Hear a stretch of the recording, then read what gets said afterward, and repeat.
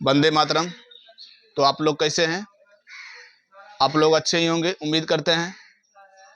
तो चलिए आज आप लोगों के एक नए वीडियो के साथ क्लास 9th का एनसीईआरटी मैथ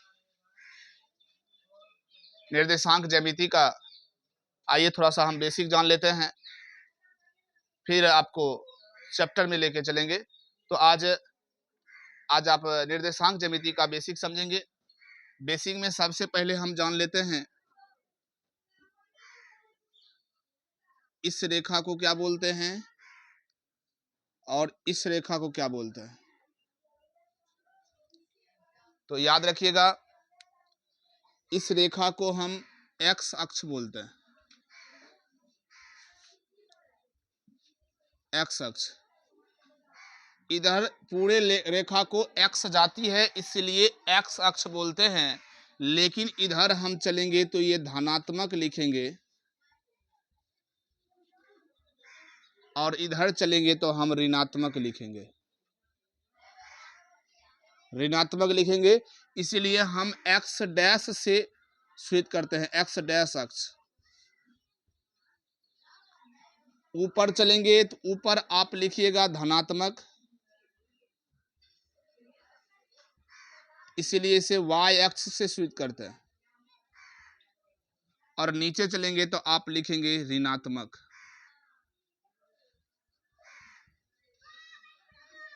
इसीलिए इसे वाई डैश से सूचित किया जाता है, वाई डैश अक्ष। तो उम्मीद करते हैं आप समझ पा रहे हैं कि इधर धनात्मक मतलब प्लस में आप लिखेंगे तो 1 2 3 4 इधर प्लस में लिखेंगे और इधर 1 2 3 4 आप माइनस में लिखेंगे। ऊपर में 1 2 3 4 प्लस में लिखेंगे, नीचे में 1 2 3 4 आप माइनस में लिखेंगे। लेकिन सर ये जो मिडिल पॉइंट होती है, इस मिडिल पॉइंट को आप 0 लिखेंगे। आइए आपको समझाते हैं। फिर से मैं एक चीज बताता हूं, इस अक्ष को आपने देखा वहां कि इसे एक्स अक्ष बोलते हैं, इसे वाई अक्ष बोलते हैं। एक्स अक्ष को आप जानते हैं कि एक्स अक्ष को एक्स अक्ष को आप भुज कहेंगे, एक्स अक्ष को भुज कहेंगे और वाई अक्ष को आप कोटि कहेंगे। इसे हम क्षैतिज अक्ष कहते हैं। एक चीज और, इस भुजा को हम क्षैतिज भुजा कहते हैं, क्षैतिज क्षैतिज अक्ष कहते हैं। और इस भुजा को हम ऊर्ध्वाधर कहते हैं, ऊर्ध्वाधर अक्ष। उम्मीद करते हैं आप समझ रहे होंगे। तो आपने देखा इस लाइनिंग को, क्षैतिज अक्ष को मैंने एक्स अक्ष नाम दिया और ऊर्ध्वाधर लाइन को हम क्या बोले, ऊर्ध्वाधर लाइन को हम वाई अक्ष का नाम दिया। तो उम्मीद करते हैं आप ये चीज समझ गए होंगे। इस आपको ये मोस्ट वीवीआई है कि एक्स अक्ष को हम क्या बोलते हैं, भुज, और वाई अक्ष को क्या बोलते हैं हम, कोटि। एक्स अक्ष को भुज और वाई अक्ष को कोटि बोलते हैं। और वाई अक्ष वाले ऊर्ध्वाधर अक्ष कहलाता है और एक्स अक्ष वाले क्षैतिज अक्ष कहलाता है। उम्मीद करते हैं आप समझ गए। फिलहाल में स्क्रीनशॉट लेंगे, फिर आगे के लिए हम बताते हैं। तो आपने देखा कि मैंने बताया कि एक्स अक्ष वाले को आप भुज कहिएगा, जिसे हम क्षैतिज अक्ष भी कहते हैं। वाई अक्ष वाले को आप कोटि कहिएगा, जिसे ऊर्ध्वाधर अक्ष भी कहते हैं। तो एक क्वेश्चन उठता है कि सर इस बिंदु को हम क्या बोलते हैं। इस बिंदु को आप, एक परिभाषा होता है जिसे, इस बिंदु को हम मूल बिंदु कहते हैं। इस बिंदु को हम मूल बिंदु कहते हैं। अब कहिएगा इसका परिभाषा, आप कहिएगा तो क्या कहिएगा, क्षैतिज अक्ष और ऊर्ध्वाधर अक्ष एक दूसरे पर लंबवत जहां जिस बिंदु पर काटता है उस बिंदु को आप मूल बिंदु कहिएगा। क्षैतिज अक्ष और ऊर्ध्वाधर अक्ष जब एक दूसरे को लंबवत जिस बिंदु पर काटता है उस बिंदु को हम मूल बिंदु कहते हैं। और उस मूल बिंदु का निर्देशांक हम अभी आपको बताते हैं। किसी भी बिंदु को, किसी भी बिंदु को किसी भी बिंदु को निर्देशांक आप x पहले भुज तब कोटि लिखेंगे, पहले भुज और तब कोटि होता है। आप इस फॉर्म में लिखेंगे किसी भी बिंदु का, आप इस मूल बिंदु को लिखेंगे। आप देख पा रहे हैं कि हमने बोला कि यहाँ 0 देते हैं, इधर चलेंगे तो 1 2, और इधर चलेंगे तो -1 2, इधर यहाँ से ऊपर चलेंगे तो प्लस में 1 2, और नीचे चलेंगे तो -1 2। तो ठीक उसी प्रकार तो यहाँ क्या होता है 0। आप यहाँ पर खड़ा रहिएगा तो x का भी वैल्यू आपका 0 ही होगा और y का भी वैल्यू आपका 0 ही होगा। कहने का मतलब क्या है, फिर आप दूसरा पॉइंट आप जानेंगे कि मूल बिंदु का निर्देशांक अगर आपसे पूछ दिया जाए, मूल बिंदु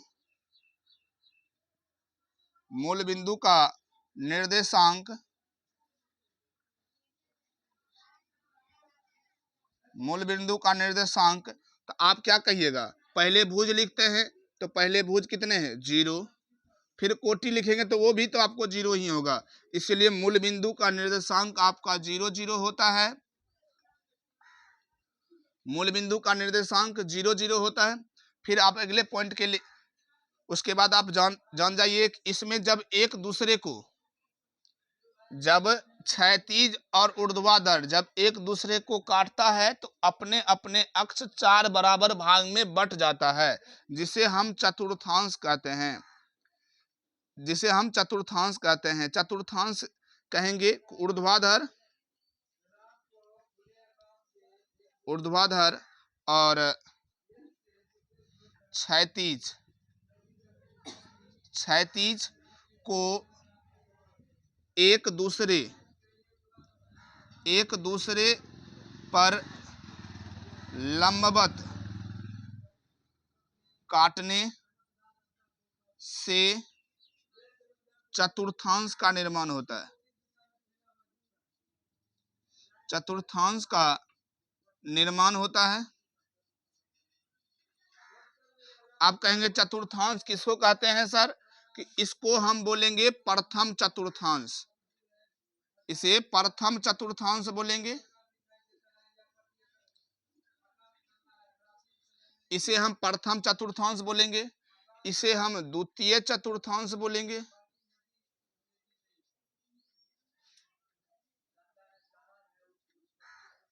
इसे हम द्वितीय चतुर्थांश बोलेंगे, इसे हम तृतीय चतुर्थांश बोलेंगे,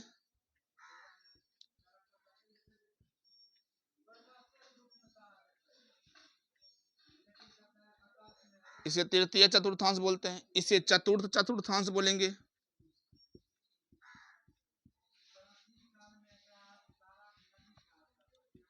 इसे चतुर्थ चतुर्थांश बोलते हैं।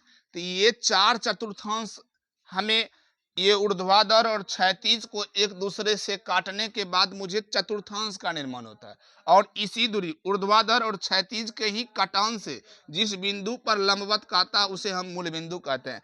मैंने आपको लिखा मूल बिंदु के निर्देशांक आपका 0 0 होगा। कहिएगा सर कि हमेशा सब जगह 0 0 होगा, नहीं, वो चीज में भी आपको मैंने बताता है। इसको आप स्क्रीनशॉट ले लिए होंगे, इसको उतार लिए होंगे, फिलहाल में इसको मिटाते हैं। आपको मैं बता दूं कि आपने देखा, इसे प्रथम चतुर्थांश कहते हैं, इसे द्वितीय चतुर्थांश कहते हैं, इसे तृतीय चतुर्थांश कहते हैं, इसे चतुर्थ चतुर्थांश कहते हैं। आपने यहां भी पढ़ा कि पहले हम भुज को लिखते हैं तब फिर कोटि को लिखते हैं। तो चलिए मैं आपसे बता दूं, कहेंगे कि प्रथम चतुर्थांश में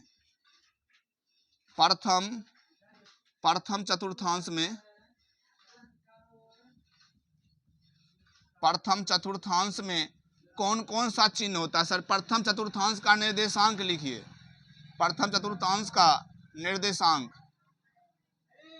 निर्देशांक चिन्ह। तो आप क्या लिखिएगा इसके प्रथम चतुर्थांश का चिन्ह।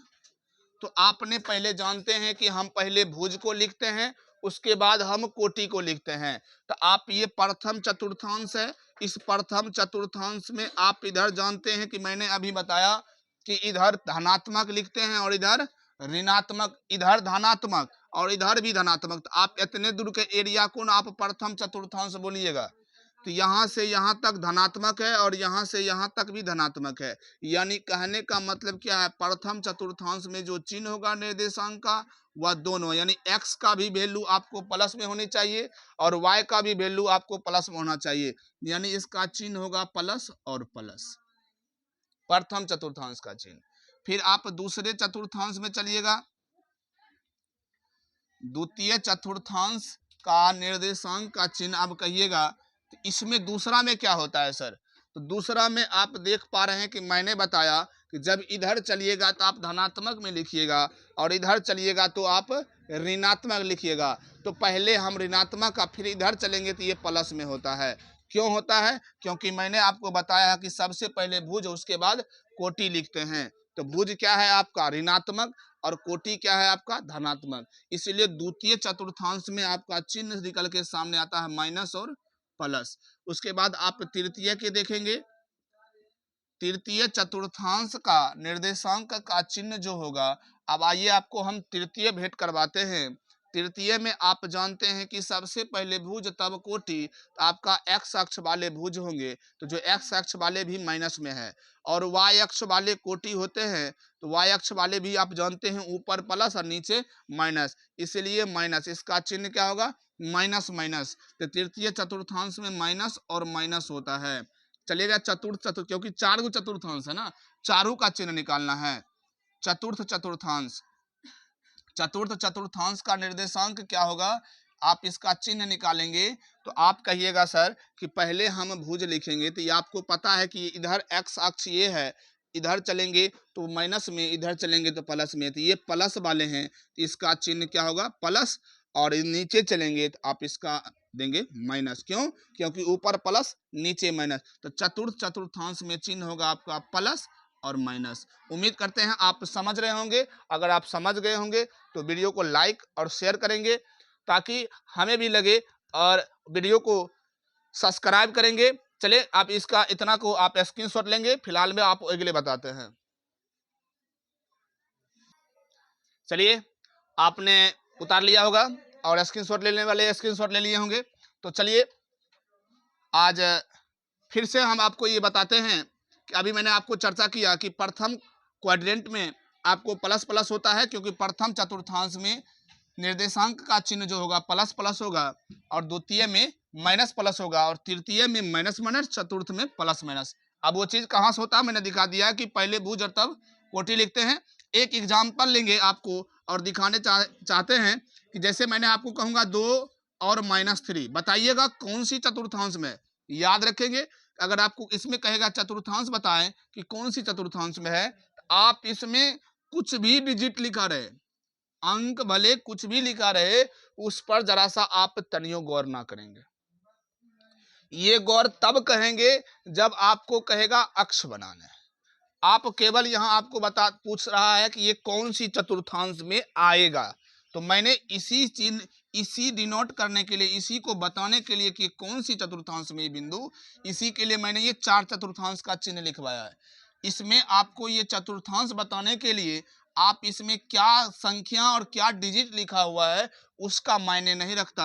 आप बता देंगे कि ये 2 को आगे में क्या है, नहीं कुछ था, प्लस, और इसके आगे में माइनस। आप एक चीज, आप इस चतुर्थांश को एक बार झांक लेंगे कि प्लस और माइनस कहां पर है, तो आप देख पा रहे हैं कि चतुर्थ चतुर्थांश में है। उम्मीद करते होंगे आप समझ गए होंगे कि ये सामने में आप लिखेंगे ये चतुर्थ चतुर्थांश में है। ये बिंदु आपको चतुर्थ चतुर्थांश में आएगा, ये चतुर्थ चतुर्थांश में आएगा।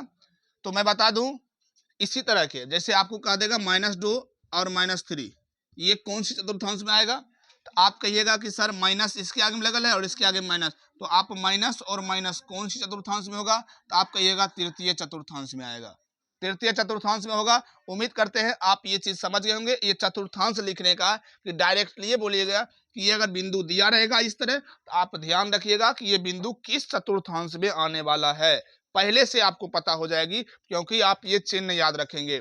जरा सा एक चीज और देखेंगे कि मैं आपको लिखवाने चाहते हैं। अगर आपसे पूछा कि x अक्ष पर y बिंदु का निर्देशांक क्या होगा, y बिंदु का निर्देशांक, y बिंदु का निर्देशांक क्या होगा? तो जरा देखेंगे, जब हम x अक्ष पर रहेंगे तो x अक्ष पर या तो इधर रहेंगे या तो इधर। ये y अक्ष है कि x अक्ष? ये y अक्ष है, ध्यान देंगे। आपको रहना कहाँ है?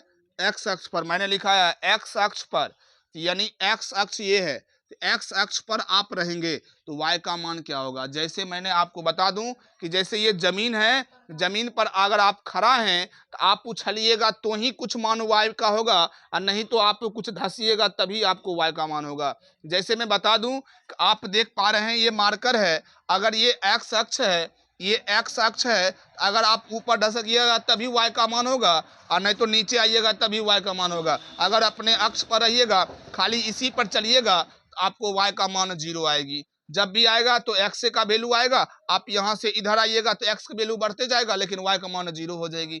इसीलिए पहले x यानी भुज को लिखते हैं, तो x को तो मान होगा, आप कहेंगे x का वैल्यू होगा, लेकिन सर y का वैल्यू 0 होते चले जाएगा। आप कहेंगे x अक्ष पर y का निर्देशांक x और 0 होता है।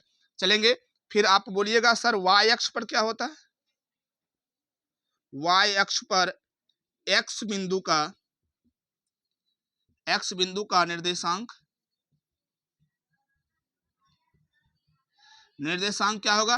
तो जब आप y अक्ष पर रहिएगा, मान लिया जाए कि अगर आप इस पर है, सुन लीजिए, अगर आप इस पर है y अक्ष पर, अगर y अक्ष पर बिंदु पूछे कि y अक्ष पर x का बिंदु क्या होगा, तो जब y अक्ष पर रहेंगे तो या तो ऐसे ही चलेंगे, ऐसे ही चले, ये इधर आगे पीछे थोड़े होगा, ये आगे इधर जाएगा तभी कुछ मान होगा, और नहीं इधर होगा तभी कुछ मान होगा। ऊपर नीचे होगा तो आपको केवल y का ही मान होगा। इसीलिए आप जानते हैं अगर x अक्ष पर रहेगा तो x अक्ष का y अक्ष पर, तो y का तो मान कुछ होगा, लेकिन x का मान कुछ नहीं होगा। आप जानते हैं पहले भुज तब कोटि लिखते हैं। तो चलिए, आज का बेसिक निर्देशांक ज्योमेट्री का क्लास 9 का एनसीईआरटी मैथ का खत्म हुआ। फिर अगले वीडियो में हम आपको चैप्टर लेकर आएंगे। वीडियो अगर आपको अच्छे लग रहे हो, वीडियो आपको अच्छे लगे हो तो वीडियो को लाइक करेंगे, शेयर करेंगे और कमेंट करना ना भूले, ताकि हमें भी पता चले कि कहाँ आपको समझ में आया, कहाँ नहीं आया।